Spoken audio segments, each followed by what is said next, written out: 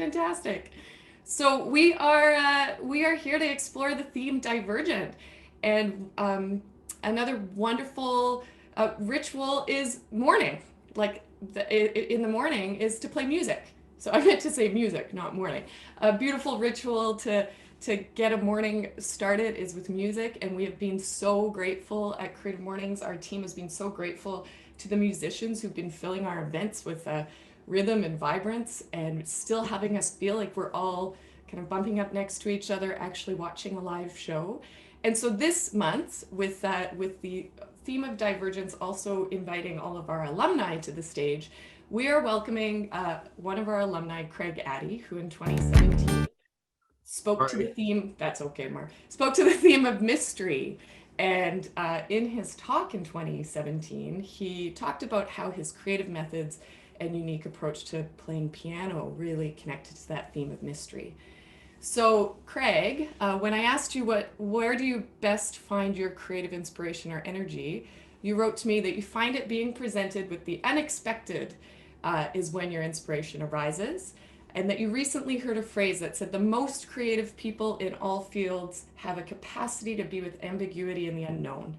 So, with that, I'd love to welcome you and invite you to build on the morning ritual of creativity with music.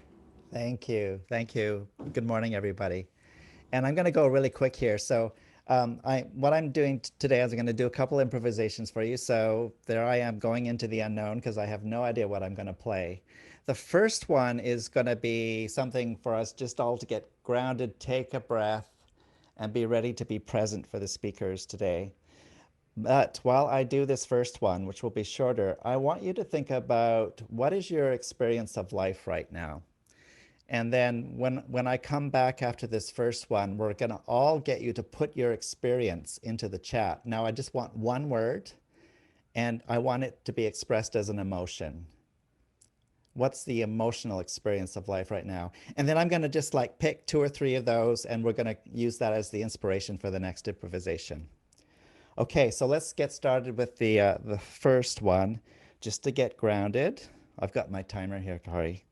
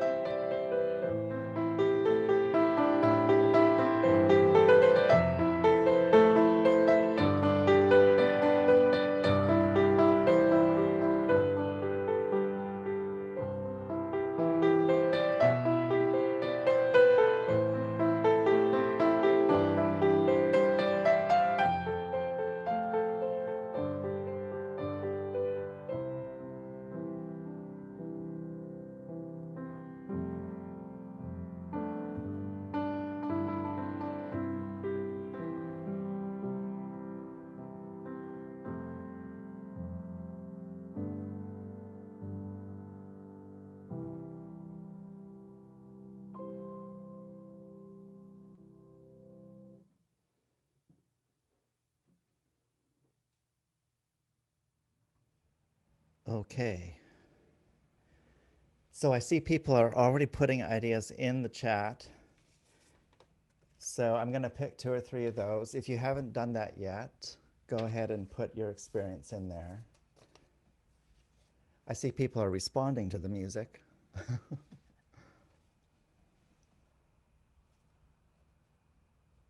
Ah, I'm just I'm just going to pick things randomly. I'm not going to. Oh, okay.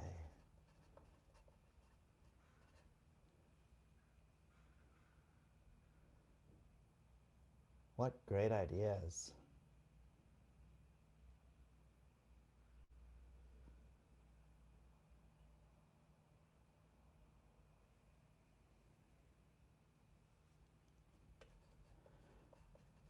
Okay, here's what I'm picking. I'm picking mystery, unexpected, and elate. Or elated. So, and I think I'm going to do it in that order.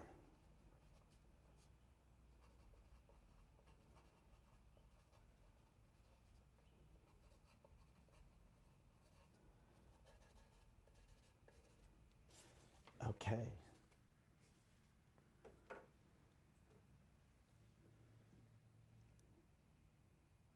And we're not going to have it be very long because I'm watching your timeline, Carrie.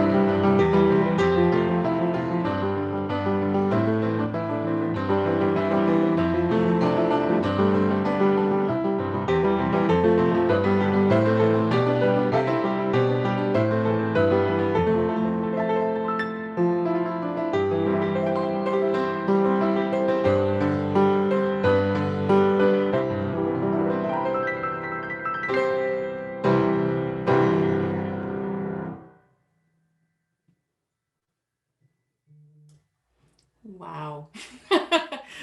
We can all shake our hands. That was amazing, Craig. Thank you so much. Thank you. Whew. Now I want to have you part of little conversations with you and improvisation of the piano, part of my morning ritual. So, can I ask you a favor, Craig? Part Yes. of what we do at every event is we read our Creative Mornings manifesto, and we recently published one that is tweaked slightly for this online situation. So, Mark's going to play the manifesto on the slide deck. Can I ask you to read it for us? You can. You can Great. ask me. I don't know if I'll do it. No, I'm Okay. kidding. Oh, No. would you do us the Yes. honor of reading us our manifesto? Thank you. All right, 1 second here. Here we go. Oh, I got to make my screen bigger too. I've got myself set up here so the screen is quite small. Okay. Everyone is creative. A creative life requires bravery and action, honesty and hard work. We are here to support you, celebrate with you, and encourage you to make the things you love. We believe in the power of community. We believe in giving a damn. We believe in face-to-face connections, in learning from others, in jazz hands, virtual claps, and virtual snaps. We bring together people who are driven by passion and purpose, confident that they will inspire one another and inspire change in neighborhoods and cities around the world. Everyone is welcome. Collective. We're also diverging from slide decks after this slide. And we have invited another alumni to be the illustrator of our event. So I'm going to introduce Carson now. Carson is going to be live drawing and has already started live drawing. Carson is an alumni and returning to the Creative Mornings stage as well. He inspired us in 2014 with his talk, Being a Creative Rebel. And he will be live drawing this event, and we'll be able to see his work while we're listening to our speakers. But first, Carson, did you do a 60-second drawing? Because if you did, I'd like to see and I'd like to see your version of a 60-second drawing. And maybe also share with us something. Oh, wow. That was your 60-second drawing? Really? No, no, no. I wish. Okay.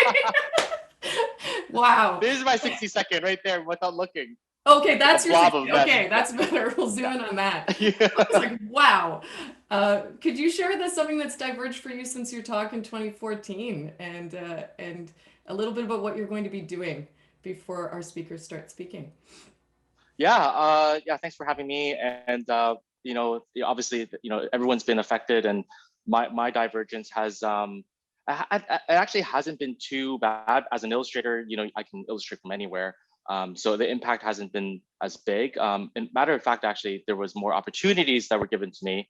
I think so that the divergence was, being able to, dabble in much more different mediums, such as doing this, doing stuff live, and providing, my services to provide hope in this weird time. Wonderful. So Carson and I would like to invite all of you to also draw along.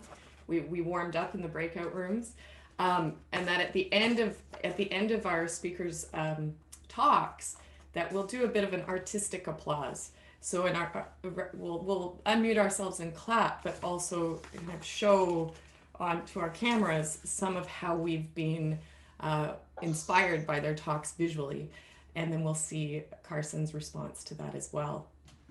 So without further ado, we will move into introducing our speakers for today. And speaking of beautiful artwork, look at this month's portrait. So this month's postcard portrait, this month's postcard portrait was created by Jamie Cusack, a second-year student at the Idea School of Design in Capilano University.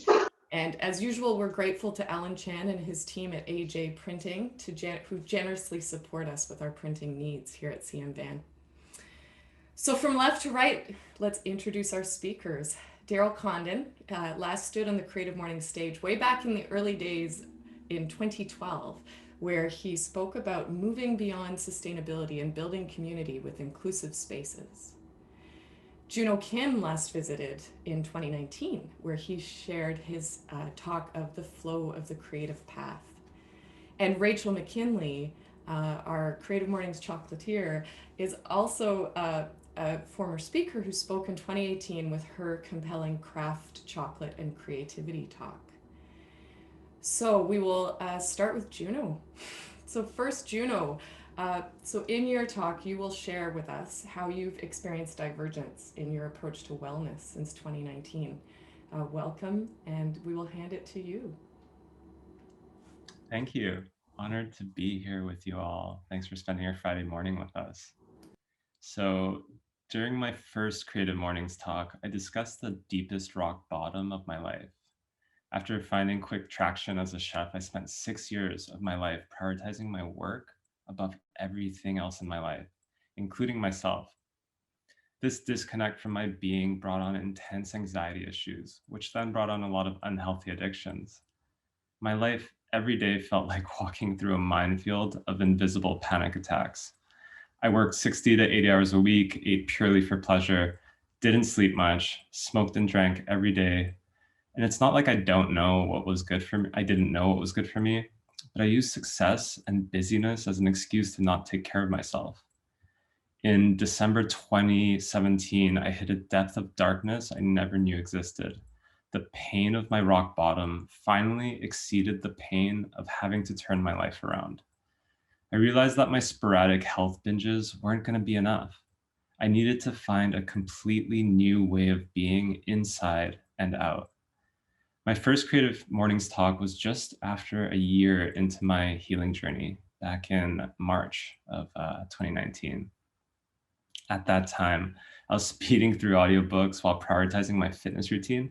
I had an intensity to my schedule, filled with work, every wellness opportunity I could fit in. My approach to well-being was about accumulating, obtaining, acquiring. I believed everything I needed to be well was external to me, and my job was to collect them like a squirrel. Around this time, my doctor, Jason Marr, and I did some hormone and blood tests. My results put me in the 94th percentile for the stress hormone called cortisol and 89th percentile for oxidative stress, giving me real data affirming the intensity of my felt experience. Around this time, I discovered Vipassana Meditation, which is also called Insight Meditation, through interviews of Yuval Noah Harari, Jay Shetty, and Sam Harris. Although I learned simple breath meditation at the age of 8, it's something I practiced throughout my life. The depth of Vipassana was inspiring. Having to learn how to be okay sitting with myself in stillness and silence was one of the most impactful exercises I've ever done. During my first silent retreat, many words in my vocabulary deepened in understanding as I hit levels of calm, peace, tranquility that I didn't know existed.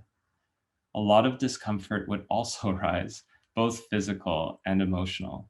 It was sometimes pleasant, sometimes unpleasant, and confusing most of the time. This retreat was back in October of 2019, 6 months after my talk, and that was the beginning of my divergence. This experience, coupled with the retreat with Judy Brooks, planted the seeds I needed to cultivate a new way. I went back on a silent retreat in February of 2020. When I got back from my trip, I decided to deepen my practice through a meditation teacher training with Hiroko Demichelis and her lab of meditation. And then COVID hit. My schedule for March went blank, and the only calendar entries I had were for my teacher training. Heavy barbells were traded for bands. Yoga and spin studios were traded for Zoom boxes. Little did I know, this slowdown was exactly what my nervous system needed to actually heal. Looking back, I can see that many of the benefits that I felt were from trading my unhealthy addictions for healthier addictions. But at the end, they were still addictions to striving, and that was the reason my healing hit some limits. In May of 2020, after having a chance to slow down, I started to feel a lot of discomfort during a guided psilocybin therapy session. I could feel myself spiraling into a challenging trip. Then I remembered my practice. Going towards this discomfort with openness and curiosity, I started to see colors and textures arise in my mind. These were fragments of memories that, when focused on, revealed a memory I had not remembered consciously in decades. When I was 5 years old, I had a major surgery. With the arising of this memory, followed intense feelings of sadness and fear. It felt like this trauma created a disconnection from myself, a crystallizing buildup of repressed emotions and stress that have latched onto my muscles and tendons throughout my life. I spent about 45 minutes releasing sobs, tears. I was full out ugly crying. This definitely sounds unpleasant, but the entire time it felt so good to release this energy that had been stuck inside of me for the majority of my life. Curiously, when I got to the end, those sad emotions shifted into extreme joy, elation, and compassion. I could feel my spine straighten without effort for the first time in as long as I could remember. It almost felt like I was reborn, like the hardened trauma got chiseled away. With the help of a consistent daily meditation practice with Rev Angel Kyoto Williams and the No Big Deal Squad, a cascade of things happened after that trauma release. My sleep improved almost overnight. I unlocked many memories from my childhood and early adulthood. I started to finally find ease in my body, allowing me to find new ranges of motions and optimal moving patterns. My core muscles and my hips especially have a natural dexterity to them now, shifting the way I hold my organs and completely changing the way I breathe. My spinal health has improved, my cortisol levels rebalanced. I discovered the ability to shift in and out of my sympathetic and parasympathetic nervous systems, allowing myself to process stress. I can be comfortable in uncertainty and discomfort, especially with difficult emotions, allowing them to come and go, something I had trouble with before. I felt compassion and unconditional love for myself and others for the first time in my life. All of the metrics for improvement that stalled finally started moving again. Paradoxically, letting go of striving allowed me to reach new levels of creativity and productivity. Finally, I retired as a chef, hanging up my apron for good, shedding away an identity I clung to for so long. An old way of being that served me in many ways at that time, but one that I was finally willing to let go of. During my first Creative Mornings talk, I mentioned that during my rock bottom, I had no idea who I was anymore. After 3 years on this journey with the help of countless people, it brings me so much joy to say that I truly know who I am now. Not who I am in the context of my work, or in the context of social media, or in the context of present day economic and political systems. Not the idea of who I am, or the memories I hold, or the stories I tell, but who I really am before any thoughts or concepts can take hold. My greatest wish is that everyone may discover and cultivate their own ability to connect deeply with themselves. May you find grace in your journey, and may we all be free of suffering. Thank you. Whew. Thank you, Juno. I feel like we need to take a breath. Breathe that in. Thank you, Juno. This is Mark speaking. I've just pinned Carson's live drawing for a moment. I think Kari and I talked about when it would be best to reveal this artwork, and it will be happening on the fly, and everyone's welcome to go into gallery view or pin that video themselves. But we're going to concentrate during the talks on the speakers, and Carson will be sharing this work a little bit later with a reflection. So just wanted to let everybody know that. Thanks, Mark. So, as I was doodling, it was the word wondering, and I think Wilson, one of our attendees here, had put wondering in the chat, and it stuck with me around things I was wondering while you were speaking, Juno. And even with Craig, things I was wondering if Craig had been my piano teacher as a child. So as we move to our next speaker is Rachel. And so Rachel, you'll have us reflecting and wondering about the how divergence has influenced your space and how you've thought about space and the space that you're using in your work and in your home and in your third place. So welcome, Rachel. Yeah, good morning, everybody. Wow, that's a tough act to follow, Juno. Thank you for that. You're so calming, and I'm like this, all over the place energy. So I'm gonna go in a totally different direction here. I'm gonna diverge, if you will. So good morning, everybody. I'm Rachel Mckinley, and I'm speaking to you from my brand new chocolate lab at Purdy's Chocolatier. And I'm just moving in here, so there's a lot of cardboard boxes behind me. And that's actually part of what I'm going to talk about today, because one of the big impacts the pandemic has had on me is about space, both my physical space and my social space. And so I wanted to talk about that today. So I'm going to start with the idea of the desire line. So a desire line is a path that people make when they diverge from the patterns that are set for them by society. So you can think of the well-trodden path that runs diagonally across the corner of a lawn where kids cut the corner walking home from school. Or you can think of the unofficial hiking paths that branch off into less explored places all over our mountains. Before the pandemic, I felt like I walked the same path every day, and if most of it wasn't on concrete, I would have trod in a very specific line. It was get up, go to the bathroom, shower, go downstairs, feed the cats, make tea, go in the car, get to work, do stuff in the kitchen, come home, make dinner, more stuff in the kitchen, watch some TV, maybe have some wine, go to bed, do it all over again. Same steps, same places every single day. And then I was stuck working from home all of a sudden. We had to shut the factory down, and I went home with everybody else. And if you've met me, you know I love my job. And I particularly love the do stuff in the chocolate kitchen part of each day. And when I had to work from home, I realized I didn't love my home. I didn't like the space. It had too much stuff in it. And so the first few weeks of the pandemic, I purged and recycled and got rid of old clothes and old furniture and stuff that just meant nothing to us anymore. And then suddenly it was marginally more comfortable. And I just had a little more time to do things that I like because my cluttered house was less so. I spent less time looking for things. And I actually, in my first talk, I talked about how I start a new art practice and I get all the things and my poor husband has to deal with all my stuff. And I started to deal with it and clean it up. And I started to tread a new desire line, and Andrew and I started walking along the paths along the river every night instead of trying to tidy and organize stuff. And that was stage one of the pandemic. Stage two, I got to go back to work. I work in a really old building, and the way we make things in here has grown pretty organically since Purdy's moved into this building in 1983. There are literally desire lines worn into the paint on the concrete floor in this building from people walking the same patterns every single day.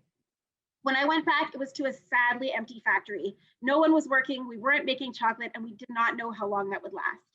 A few people in full PPE and distancing decided to look at every single thing we could move in this place and how we could make it better. So we realigned production lines, we moved offices, I moved my test kitchen.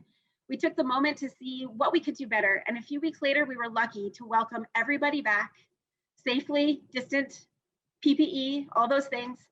And things are noticeably smoother, noticeably better in places where we were able to consider the space and rearrange. It's been an amazing opportunity for taking our old patterns and breaking them. And now in my life, it's kind of stage three. In 2019, I traveled 16 weeks out of the year. In 2020, much less. I welcomed the time at home, but now it's getting a bit much. I miss going to restaurants with my friends and exploring food and drink culture the way I used to. I miss the theater. I miss having people over for dinner. We all have a long list of things we're missing. Hugs and high fives. I miss feeding you guys delicious chocolates every month. The spaces I frequented in the past are whittled down to very few, just work and home and those walks. And I know for many, it's much, much less than that. So I'm back somewhat to stage one. Get up, go to the bathroom, shower downstairs, feed the cats, make tea, get in the car, go to work, do stuff in the kitchen, come home, make dinner, go to bed. But there are differences. And I'm still looking at my space and home critically. What can go and what needs to stay? And how can I make it better for me, for my family, for my work? At work, there are new paths being worn into the painted concrete floors because we stopped to look at how we could align better and not get stuck in the ruts of the past. And as I get ready to go back into the social world, something we're all thinking about these days, the one where it's okay for my 3-year-old neighbor to hug me with glee, the one where I can have friends over to my house for dinner, I think about the desire lines in my relationships. What paths have we worn that we can reconsider given this space and time? When we see each other again, who are the people and what are the practices that we need to return to? And what fluff can go? Can unhealthy relationships be turfed?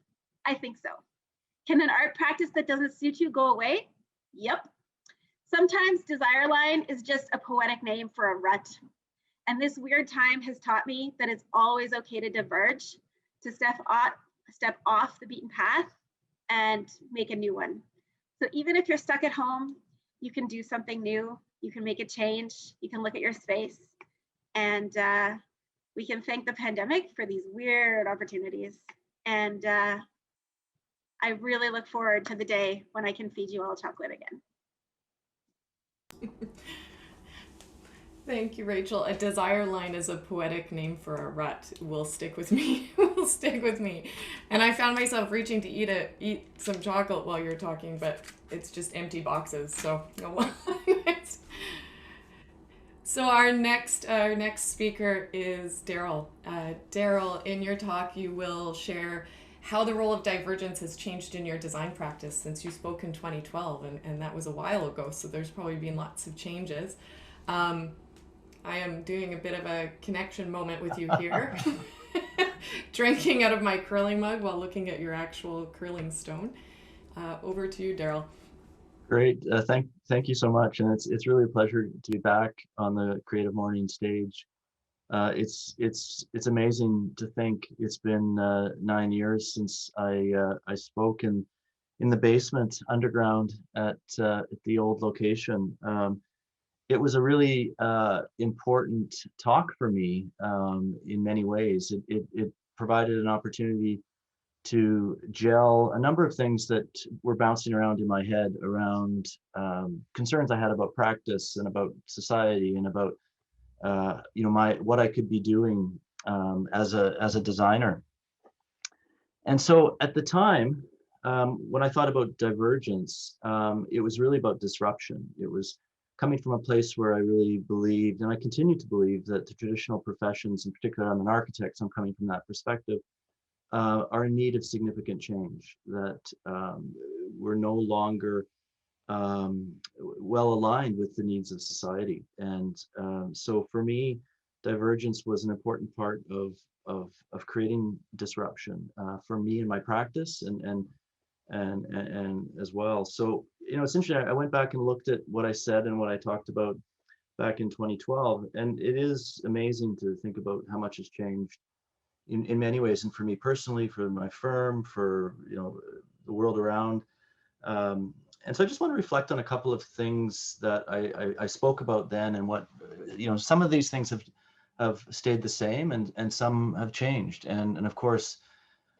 There's been so much learning in the last year from living with the pandemic as well. But I talked about a few interconnected themes, and one of them was the critical importance of public interest over private interest. I talked about how we've been giving away the public realm to the private sector, and I wish I could say that I felt that a lot has changed in that area, that we've somehow seized and recaptured that. And in many ways, we've continued on that path of giving over the public to the private, and it's not just a physical manifestation as well. You think of it in the digital space and in other ways, that we really seem to be willing to shift from democratic spaces to non-democratic spaces, and this continues to be a concern of mine. And I have to say that it connects to one of my most significant concerns coming out of the pandemic as well. And that is that many people are walking around in fear of each other, fear of touching things, fear of really engaging in civic life. And I worry about a post-vaccine world, what it's going to take to actually have people re-engage. And I think we're certainly thinking about what can we do to encourage and be advocates for, and to really help celebrate the joys of civic life, the necessity of civic life.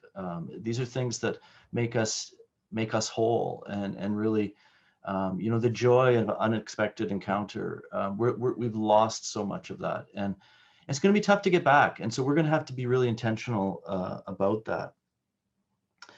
Another thing that remains relates to the another key theme that I spoke about, and that was my belief that we need to take a much more critical stance in relationship to the discussions around sustainability and our actions around sustainability. Since 2012, I believe the climate crisis, we didn't use the word crisis then, we talked about climate change, but it truly is a crisis. And, the situation has gotten, in my view, worse, not better. And in many ways, we're still only scratching the surface, and yet we know we've got a limited amount of time. And so we continue to believe, and I continue to believe, that a much more fundamental change is needed in that regard, and that we need to ask ourselves questions like this. The question of, like, what is it that we are sustaining? Are we wanting to sustain the status quo? Because we know that the status quo is filled with inequity and injustice, and that at a fundamental level is just out of alignment with the carrying capacity of the planet. We have to acknowledge that the systems that we've put in place, and many of these are colonial systems, these need to be undone. We need to fundamentally shift our relationship and our understanding of our place on this planet.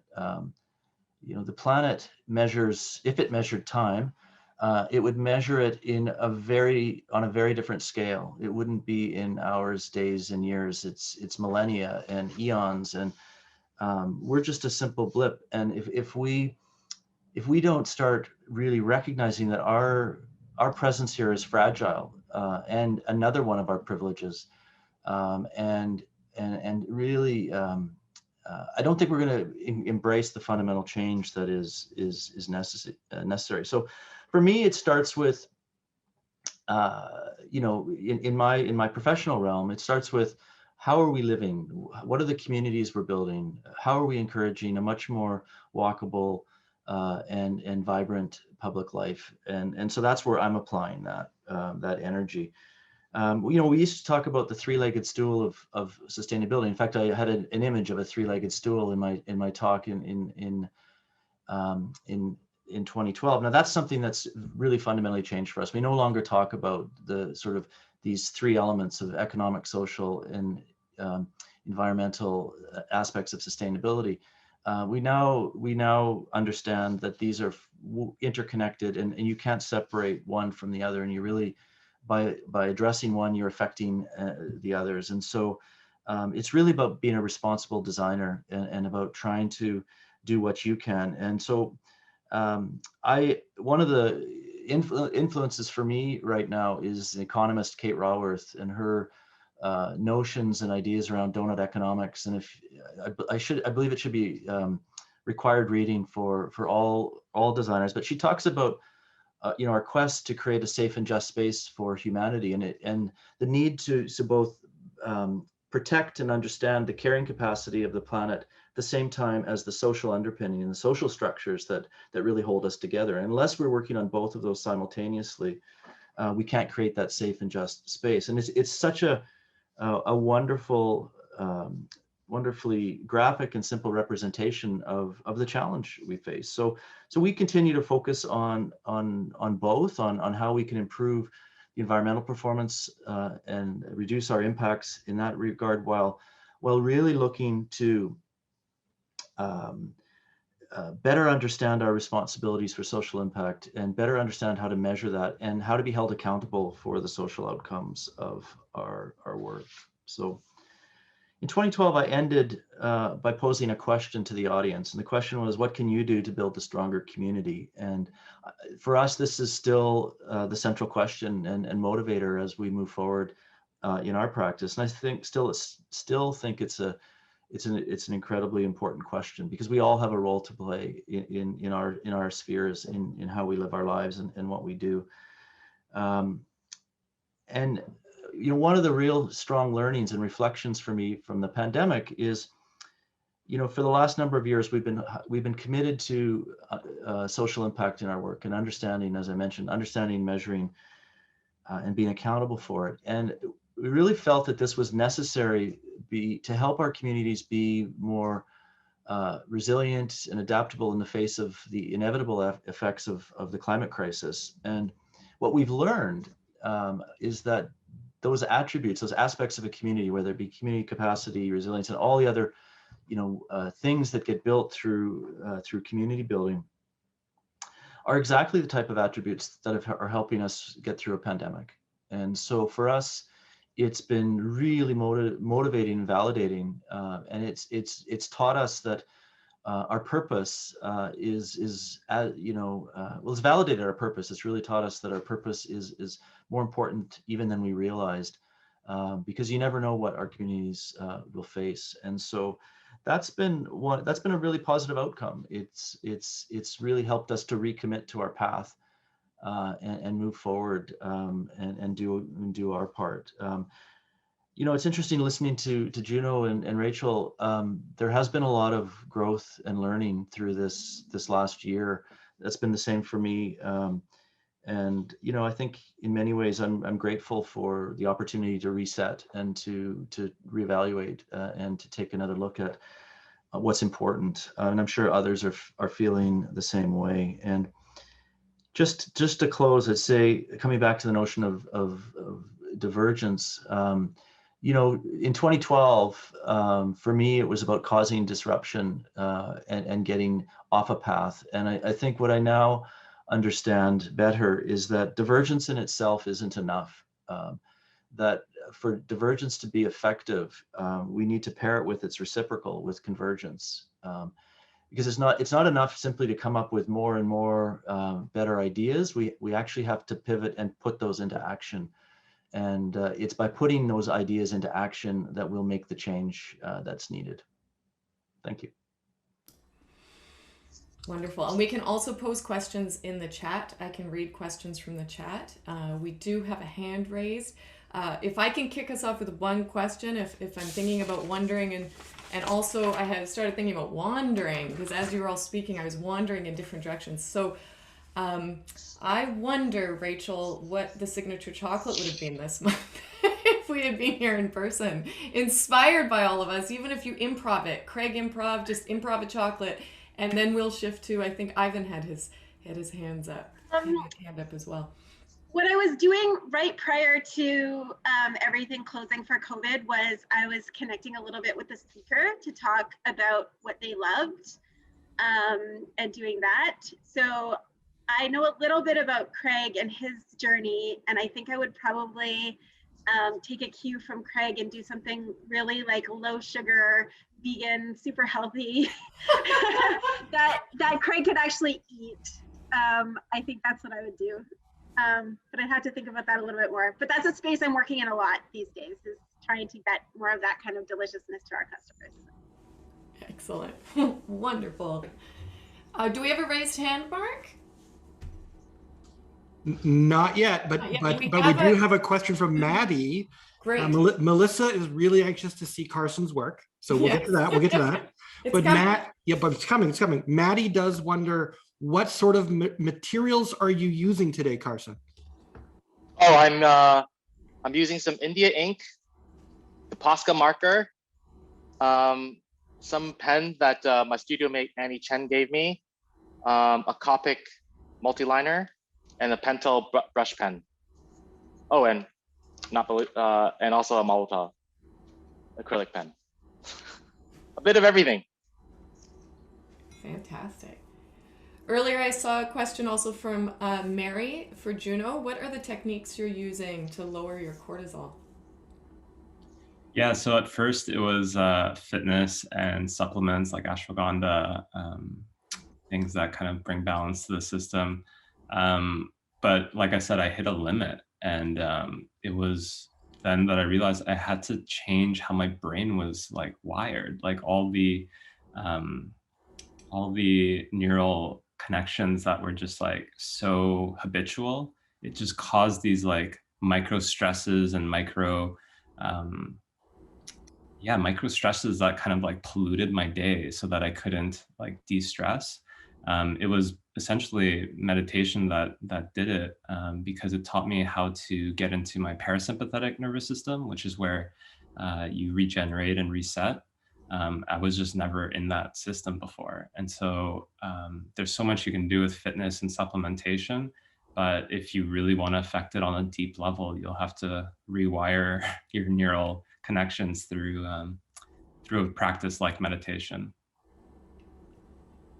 Hi, so this is a question for Juno. I've been trying to get into meditation, but I kind of have no idea where to start with. So I just wanted to know if you have any recommendations, kind of especially with COVID, is there certain ones that you like or good ones to start with, anything like that? Yeah, thank you for your question. It's a hard question to answer because everyone's so different and what will connect with someone. Like I can't predict that. That being said, I find apps that go beyond the surface level of meditation is a little more fruitful. I feel like most meditation apps are kind of like, you kind of just have to come back to them and they don't really empower you or teach you or even explain some of the theory behind it. But the Waking Up app by Sam Harris is by far the best one I've ever come across. The theory section is rich, and so you can get really deep into the why and the how of meditation so that you don't feel lost. Because I think it's that feeling of like, I don't know what I'm doing, and this isn't doing anything. That's kind of what puts people off. And that app just does a really good job of giving you a lot of good background information and theory. We have time for a few more questions. I'll pose one more from the chat and then we'll go to the first two of the raised hands, Mark. Okay. So this goes to everybody on the panel. If somebody, just one person answer, but Shiraz is asking, what have folks read or learned from racial justice movements, Black Lives Matter, indigenous struggles for justice? Have there been readings during this time or learnings for any of you inspired by that question? And that can be for anyone. Daryl, you've unmuted. Yeah, I'm happy to share. I mean, it's, I'm a 55-year-old white guy, lots of privilege, live a comfortable life in Vancouver. The last year has, there's been many learnings, and I think we're all having to confront things in ways that maybe we weren't in the past, and maybe we paid lip service to.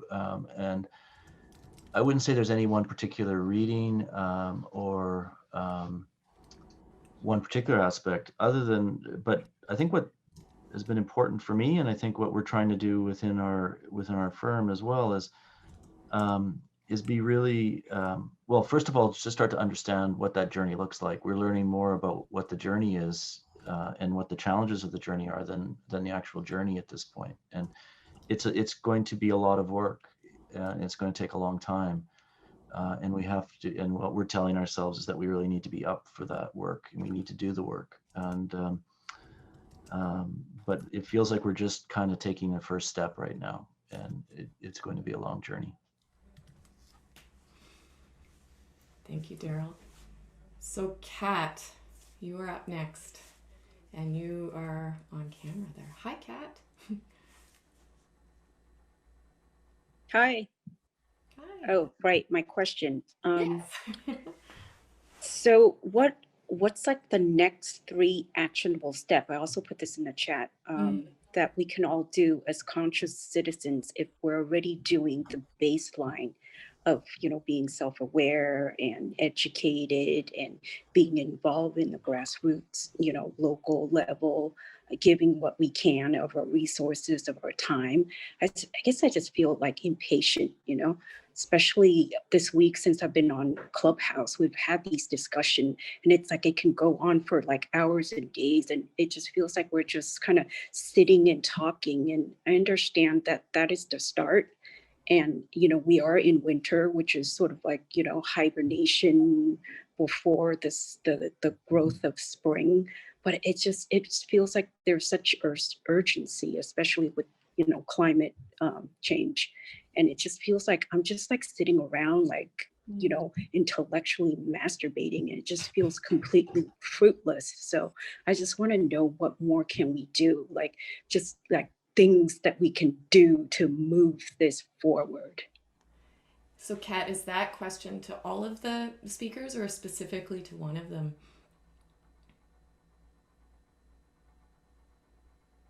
Oh,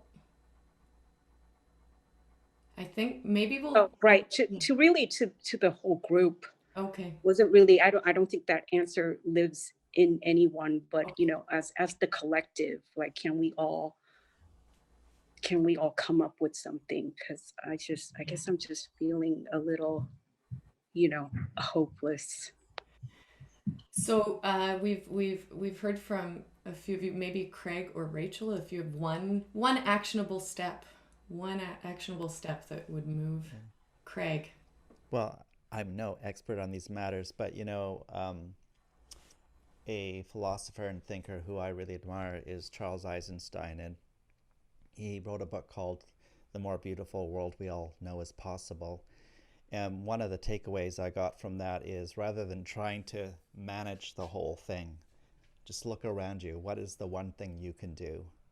And if we all do that, the collective impact would be massive, rather than waiting for the right thing to do or trying to figure out what the big thing to do is. That's my little contribution on that issue.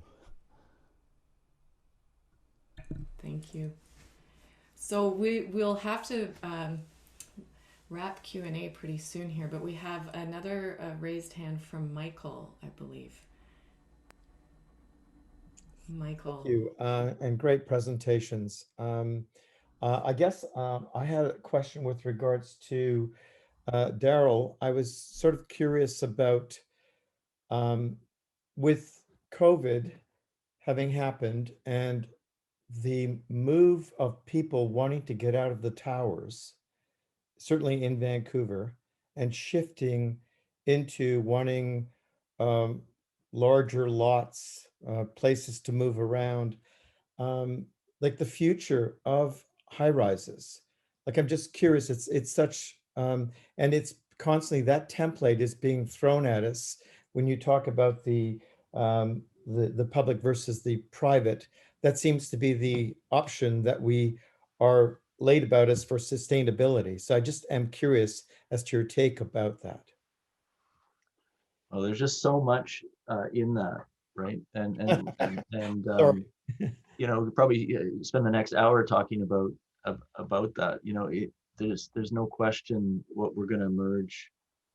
One of the learnings is that there's some of the things that we've accepted as givens in the way we build our communities and the way we live and how we participate in it are going to fundamentally shift. You know, the ability to even work part of your time at home is really significant and will have major implications on the decisions people make around their homes. And you know, you think about how many people have been working in their bedrooms over the last year, and you know, people are going to want to have the ability to be comfortable and safe in a work home environment. So that's just one small thing, but you know, anything that reduces the need to commute by automobile is a good thing. Having said that, if everyone retreats to the suburbs and we retreat to an automobile dependent way of living, that will counteract that very, very quickly.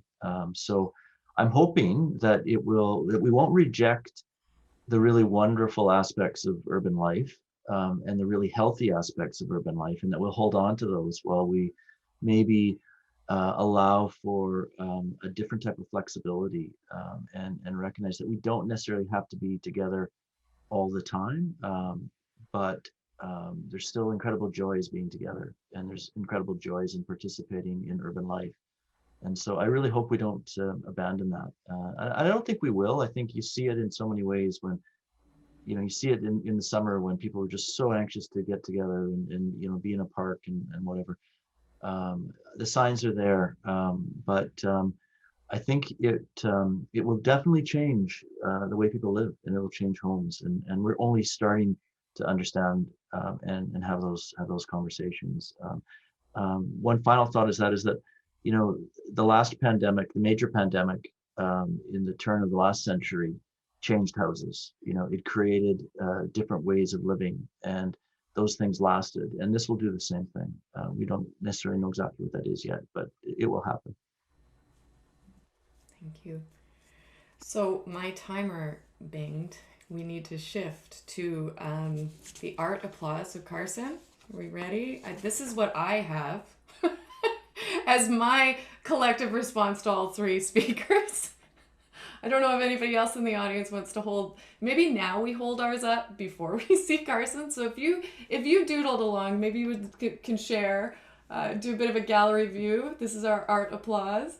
And over to you, Carson. What did you draw in response to today's speakers? Yeah, it was everyone was speaking really fast, so I could only just go as fast as humanly as possible through my wrist. So I got this wonderful fancy paper from IKEA, and it's like a long scroll, so I could just kind of scroll through this as we're going through, fairly abstract, trying to symbolize things as much as possible, and